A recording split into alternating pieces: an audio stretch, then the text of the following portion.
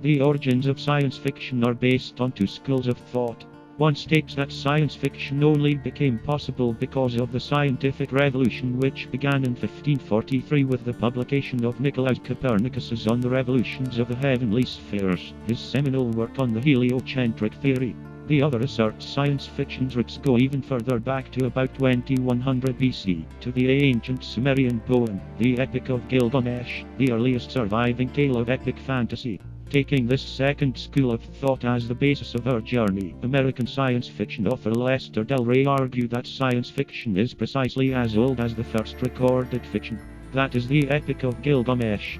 French science fiction writer Pierre Versens also argued that Gilgamesh was the first science fiction work due to its treatment of human reason and the quest for immortality.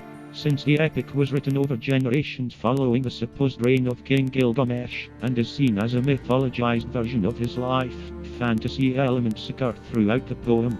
This and the lack of explicit science or technology in the work, despite the flood scene that in some ways resembles work of apocalyptic science fiction, rules out the Epic of Gilgamesh as the actual starting point for the genre.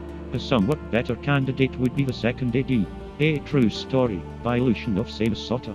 It is the earliest known work of fiction to include travel to outer space, alien life forms, and interplanetary warfare.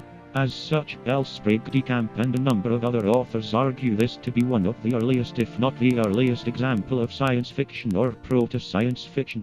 However, English critic Kingsley Amis wrote that it is hardly science fiction, since it deliberately piles extravagance upon extravagance for comic effect, yet he implicitly acknowledged its science fiction character by comparing its plot to early 20th century space operas. I will merely remark that the sprightliness and sophistication of true history make it read like a joke at the expense of nearly all early modern science fiction that written between, say, 1910 and 1940. Lucian translator Brian Reardon is more explicit, describing the work as an account of a fantastic journey to the moon, the underworld, the belly of the whale, and so forth. It is not really science fiction, although it has sometimes been called that. There is no science in it. Several stories within the 1001 Nights, from the 10th century CE, also feature early science fiction elements. One example is The Adventures of Bellukia, where the protagonist Bellukia's quest for the herb of immortality leads him to explore the seas, journey to paradise and to hell, and travel across the cosmos to different worlds much larger than his own world. Anticipating elements of galactic science fiction along the way, he encounters societies of jinn, mermaids, talking serpents, talking trees, and other forms of life. In Abu al-Ghazn and his slave girl Tawadid, the heroine Tawadid gives an impromptu lecture on the mansions of the moon, and the benevolent and sinister aspects of the planets. In another 1001 Nights Tale, Abdullah the Fisherman and Abdullah the Merman, the protagonist Abdullah the Fisherman gains the ability to breathe underwater and discovers an underwater society that is portrayed as an inverted reflection of society on land, in that the underwater society follows a form of primitive communism where concepts like money and clothing do not exist.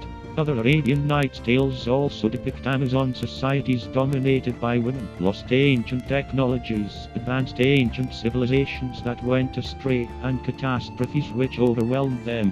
The City of Brass features a group of travelers on an archaeological expedition across the Sahara to find an ancient lost city and attempt to recover a brass vessel that Solomon once used to trap a jinn, and, along the way, encounter a mummified queen, petrified inhabitants, lifelike humanoid robots and automata, seductive marionettes dancing without strings, and a brass horseman robot who directs the party towards the ancient city, which has now become a ghost town.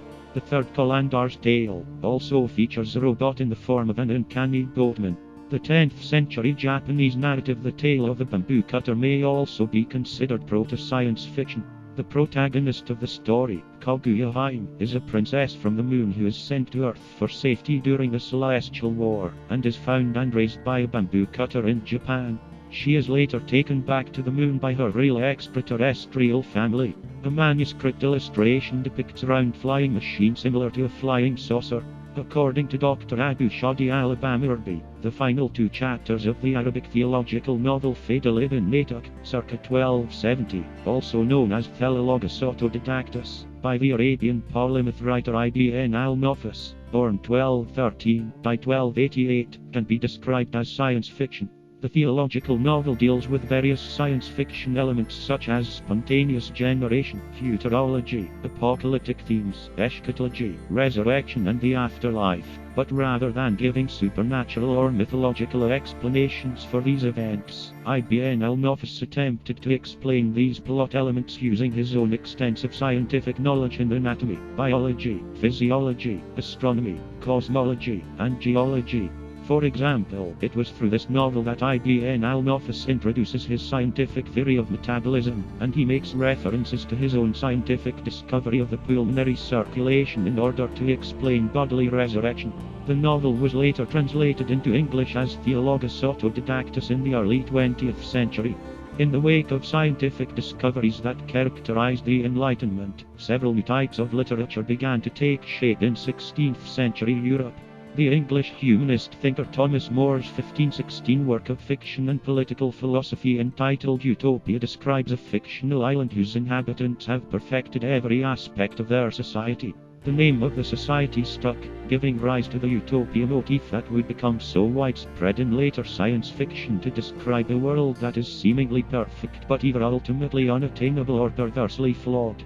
A little over 100 years later, in 1619, Johannes Valentinus Andreae, a prominent German member of the real-world utopian movement, published his own obscure Christian socialist version entitled Description of the Republic of Christianopolis. A more important early utopian work, The City of the Sun, was published in 1623 by the Italian Dominican philosopher Tommaso Campanella. New Atlantis is an incomplete utopian novel by the Englishman Sir Francis Bacon, published a year after Bacon's death in 1626.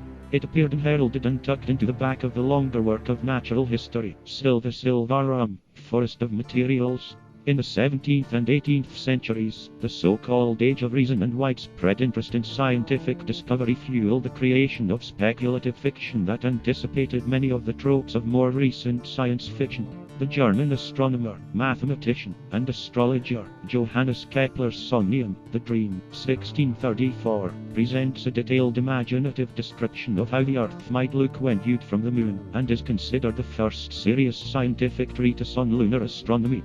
Carl Sagan and Isaac Asimov have referred to it as one of the first works of science fiction. The Man in the Moon is a book by the English Divine and Church of England Bishop Francis Godwin, born 1562, died 1633, describing a voyage of utopian discovery. Long considered to be one of his early works, it is now generally thought to have been written in the late 1620s. It was first published posthumously in 1638 under the pseudonym of Domingo Gonçalves.